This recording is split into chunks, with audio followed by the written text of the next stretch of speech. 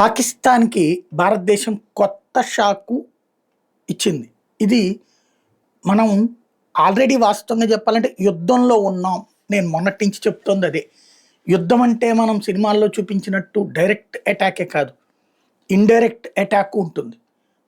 సామ, దాన, భేద దండోపాయాల తరహాలోనే ఇది ఒకటి ఆర్థిక పరమైనటువంటి దిగ్బంధం.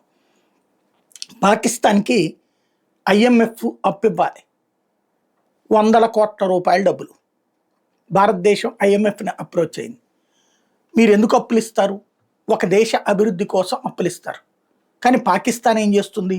మీరిచ్చిన అప్పులు తీసుకుంటుంది. అందులో మూడొంతులు డబ్బులు తీసుకెళ్ళి వాళ్ళ సైనికాధికారులకు ఇస్తుంది.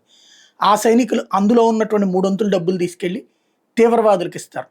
తీవ్రవాదులు ఆ డబ్బులు తీసుకెళ్ళి మిగతా తీవ్రవాదుల దగ్గర ఆయుధాలు కొంటారు. ఆ ఆయుధాలు పట్టుకుని భారతదేశంలోకి వస్తారు, తీవ్రవాదం చేస్తారు, ప్రజల ప్రాణాలు తీస్తారు, మానవత్వానికి మచ్చ తెస్తారు, ప్రపంచానికి ప్రమాదకారులు అవుతారు. ఇది గతంలోనూ ప్రూవ్ అయింది, ఇప్పుడు మరొకసారి ప్రూవ్ అయింది. కాశ్మీర్లో దాడి చేసినటువంటిది వాళ్ళకి సంబంధించినటువంటి ఆర్మీ జవానే, తోడున్నటువంటిది మిగతా వాళ్ళు ఎవరన్నది కూడా తేలుస్తున్నాం. ఇట్లాంటి సందర్భంలో ఒక తీవ్రవాద దేశానికి మీరు అప్పులు ఇవ్వడం కరెక్ట్ కాదు అంటూ ఐఎంఎఫ్ని అప్రోచ్ అయింది. వాస్తవంగా ఇంటర్నేషనల్ మానిటరింగ్ ఫండ్ ఐఎంఎఫ్ అయినా, లేకపోతే ఎఫ్ఏటిఎఫ్ అయినా, లేకపోతే వరల్డ్ బ్యాంక్ అయినా, ఇవన్నిటి వెనకాల అమెరికా ఉంటుంది. అమెరికా ఒత్తిడి ఉంటుంది. అమెరికా చెప్తే ఆగిపోతుంది. కానీ అమెరికా ఏమి ఆపట్లేదు లోన్ ఇచ్చేటటువంటి విషయంలో.